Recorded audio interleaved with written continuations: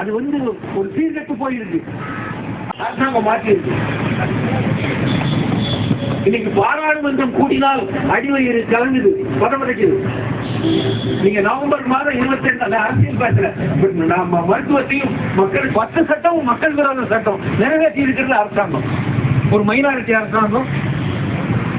நீங்க இதையெல்லாம் பாராளுமன்றத்தை மட்டும் பேசிக் கொண்டிருந்தால் இந்த போராட்டம் நீங்களா மாறி இதையும் சேர்த்து பார்க்கணும்னு நான் சுட்டி காட்ட விரும்புறேன். கொண்டு வாங்க. நீங்க என்ன பண்ணுவாங்க, அட்வான்ஸா போயிட்டு அவங்களுக்கு வச்சுருவாங்க. இந்த வேலை வேணாம், தயவு செய்து இந்த வேலை வேண்டாம். ஆட்சியில இயன்முறை மருத்துவர்ல வாடகைக்கு எடுத்துக்கிறது நாங்களும் கேட்கல. நீங்களாம் ஒரு மெத்தடை கண்டுபிடிச்சு மன்முக அமைச்சர் அவர்கள் வேலை வாய்ப்பு கொடுத்துட்டோம், 0% வேகன்சி கொண்டு வந்துட்டோன்றாரு. வேலை வாய்ப்பு நீங்க எப்படி உருவாக்கி வச்சிருக்கீங்க? வாடகை எப்படி உங்க பணியாளர் நீங்க சொல்றீங்க? எப்படி வேகன்சியை ஃபுல் பண்ணீங்க சொல்றீங்க? ஆரம்ப சுகாதார நிலையம் ஒரு இயன்முறை மருத்துவ பணியிடத்தை உருவாக்குங்க, அங்க அவங்கள அப்பாயின்மெண்ட் பண்ணுங்க. உங்களுக்கு நாங்க கோரிக்கையும் வச்சுட்டு நாங்களே ஐடியாவும் கொடுக்குறோம். அமைக்க வேணாம், தனிப்பட்ட முறையில ஒரு வல்லுநர் குழுவில் அமைக்க வேணாம், நகர்ப்புற அரசு ஆரம்ப சுகாதாரங்களை உருவாக்குங்க.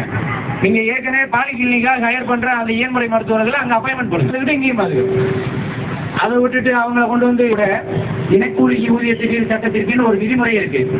என்ன தெரியுங்களா? தினக்கூலி ஊதியத்தை அண்ணன் பண்ணுவாங்க, இங்க மட்டும் இவங்க நிர்ணயம் பண்ணிக்கிறது, சட்டத்தையும் மீறிக்கிறது. கேட்டா என்ன சொல்றீங்க? தினக்கூலி ஊதியத்தை அந்தந்த மாவட்ட ஆட்சியர்கள் நிர்ணயம் பண்ணிக்காம அந்த ஊதியத்தை கொடுங்க. அதை கொடுத்தா இன்னும் அதிகமா போயிடும், 13,000 தாண்டி போயிடும். அது வந்துடக்கூடாது. நகர்ப்புற அரசு ஆரம்ப சுகாதார நிலையங்களில் ஒரு இயன்முறை பணியிடங்களை உருவாக்குங்கள். டயரிங் மெத்தட் அவர்கள் ஒப்பந்தத்துக்கு நாங்கள் எப்படி எடுத்துக்கிறது நீங்க ரொம்ப கஷ்டப்பட வேணாம். மாண்புமிகு அமைச்சர் அவர்களிடம் கேட்டா என்ன சொல்லிடுவாரு? பணியிடத்தை எப்படி உருவாக்குவதுன்னு கேட்டுவாரு.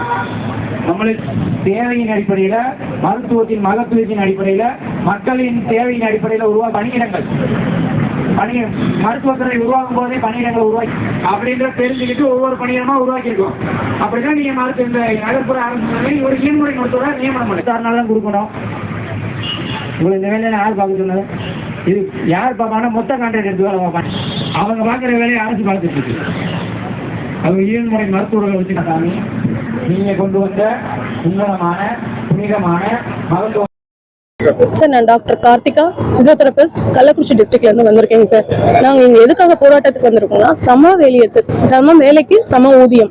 எங்களோட ஊதியம்னு பார்த்தீங்கன்னா வெறுமே 13,000 தாங்க சார். இந்த படிப்புன்றது பார்த்தீங்கன்னா 4.5 வருஷம் படிப்பு சார்.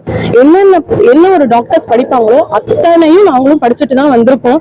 ஆனால் எங்களுக்கு மட்டும் 13,000 சேலரி எப்படிங்க சார் பத்தும்? இதை வச்சு எப்படிங்க சார் நாங்கள் ஃபேமிலி ரன் பண்றது?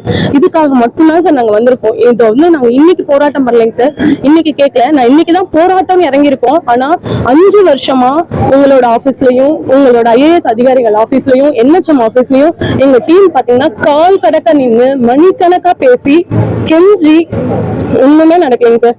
5 வருஷமா ஒண்ணுமே நடக்கல. சரி, இப்ப முடிய போகுது, அட்லீஸ்ட் இப்பவாவது நம்ம இருக்கோம் இங்க. அவங்க கிட்ட நாங்க சொல்றோம், அது உங்ககிட்ட வந்து சேருதானே எங்களுக்கு தெரியல. எங்களை ரீச் பண்ணவும் விட மாட்டேங்கிறாங்க. போராட்டம் ஒண்ணு பண்ணாவது உங்ககிட்ட நாங்க ரீச் ஆவோமா? எங்களோட இது உங்களுக்கு புரியுமா? எங்களோட கஷ்டம் உங்களுக்கு புரியுமா? எங்களோட சமவேளை சம ஊதியத்துல எங்களோட குறைந்தபட்ச ஊதியமா 35,000 தயவு செஞ்சு கொடுக்குற மாதிரி தாழ்மையும் கேட்டுக்கிறேன் சார். சார், நாங்க 586 பேர் மொத்தமா ஒர்க் பண்ணிட்டு இருக்கோங்க சார், கான்ட்ராக்ட் பேசிஸ் சார். அதுல வந்து பாத்தீங்கன்னா அர்பன் பிசியோதெரபிஸ்ட் இருக்காங்க சார். அர்பன் பிசியோதெரபிஸ்ட் எல்லாம் பாத்தீங்கன்னா இன்னமுமே 10 வருஷ காலமா ஒர்க் பண்ணிட்டு இருக்காங்க. அவங்க இன்னமுமே ஹையரிங் பேசிஸ்ல மட்டும்தான் சார் வச்சிருக்காங்க. அவங்க இன்னமும் கான்ட்ராக்ட் பேசிஸ்ல மாத்தவே இல்லை.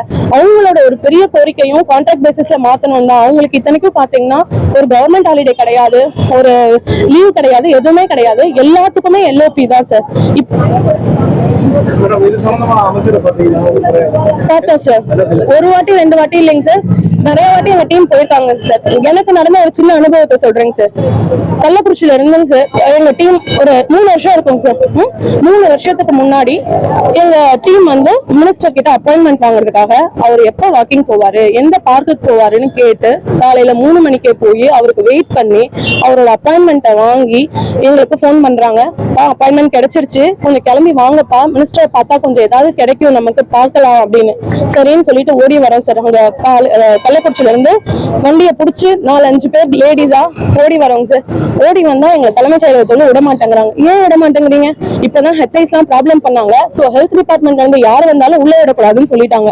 அப்புறமா எங்க லோக்கல் எம்எல்ஏக்கு நான் போன் பண்ணி, சார் இந்த மாதிரி நாங்க இவ்வளவு தூரம் வந்திருக்கோம், மினிஸ்டர் பார்க்க தான் வந்திருக்கோம், எங்களை உள்ள விட மாட்டேங்கிறாங்க சார், கொஞ்சம் பேசி உள்ள விடுங்கன்னு சொல்லி அப்புறம் அவரு மினிஸ்டர் சாரோட பிஏக்கு பேசி அப்புறம் உள்ள விட்டா அதுக்குள்ள எங்க டீம் 3 பேர் போனவங்க பார்த்துட்டு வந்துட்டாங்க.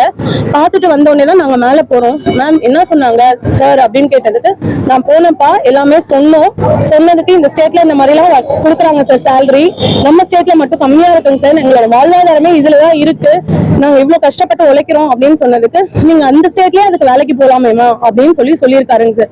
அவர் இந்த பதில் சொல்லுவாருன்னு எதிர்பார்க்கவே இல்லைங்க சார். ரொம்ப ரொம்ப மனசு உடைஞ்சிட்டோம், ரொம்ப கஷ்டமா இருந்தது. இதுக்காக நம்ம இவ்வளவு தூரம் ஓடி வந்தோம், இதுக்காக இவ்வளவு நம்ம கஷ்டப்படுறோம், இதுக்காக நம்ம டீம் மெம்பர்ஸ் பிசியோதெரபிஸ்ட் எல்லாம் குழந்தைங்க எல்லாத்தையும் விட்டுட்டு காலையில 3 மணிக்கு எழுந்து நின்று சார் உங்க அப்பாயின்மெண்ட் கிடைக்குமான்னு கெஞ்சி வந்து இந்த ஒரு பதில் சொல்றதுக்கா பார்ப்போம் அப்படின்னு கூட சொல்லல சார். நீங்க அந்த ஸ்டேட்ல போய் வேலை செய்யலாம், அந்த ஸ்டேட்ல வேலை செய்யறதுக்கு நான் ஏன் சார் உங்ககிட்ட வந்து கெஞ்சணும்? அவ்வளவுதான் சார். அதே மாதிரி சார் வணக்கம், நான் கள்ளக்குறிச்சி டிஸ்ட்ரிக்ட்ல இருந்து பேசுறோம். மாங்கனி என் பேரு. நாங்க வந்து ஏன்மொழி மருத்துவரா இந்த மக்களை தேடி மருத்துவ திட்டத்துல கடந்த 5 வருடங்களா பணிபுரிந்துட்டு இருக்கோம். 10,000 சம்பளத்துல இருந்து வந்திருக்கோம் சார். இது எங்களுடைய அன்றாட தேவைக்கு வந்து நல்ல சம்பளம் கிடையாதுங்க. அதே மாதிரி ஈக்குவல் பே ஈக்குவல் ஒர்க்ன்ற மாதிரி எங்களுக்கு சம்பளம் வேணும் சார். அதே மாதிரி இந்த அரசு என்ன சொல்லியிருக்காங்கன்னா, ஒவ்வொரு பிஹெச்சிலும் ஆரம்ப சுகாதார நிலையத்திலையும் பிசியோதெரபி வந்து நியமிக்கப்படும் அப்படின்ற ஒரு தேர்தல் வாக்குறுதியை நிறைவேற்றி சொன்னாங்க. அது ஆனா இன்னி வரைக்குமே அவங்க கடைபிடிக்கல. எங்களுக்கு தேவையான விஷயம் வந்து அந்த நிறைய 35,000 பேசிக் சேலரின்ற ஒரு விஷயம் வேணும். அதே மாதிரி அர்பன் பிசியோதெரபிஸ்ட் அவங்களும் வந்து இதுல தான் இருக்காங்க, அவங்கள வந்து கான்ட்ராக்டர் பேஸ்ல கொண்டு வந்துடணும் அப்படின்றதுதான் எங்களுடைய கோரிக்கை. இது வந்து நீங்க தமிழக அரசுக்கு கொஞ்சம் தெரிவிக்கங்க. நன்றி சார். சார் இப்போ இது வந்து தமிழக அரசு எந்த நடவடிக்கையும் எடுக்கல அப்படின்னா, ஏன்மணி மருத்துவர்கள் நாங்க எல்லாமே ஃபேமிலியா இருந்து தொடர் போராட்டம், உள்ளிருப்பு போராட்டம் இல்லைன்னா உண்ணாவிரத போராட்டம் வந்து தொடர்ந்து நடத்துறன்ற இதுல நாங்க அடுத்த முடிவு எடுப்போம் சார்.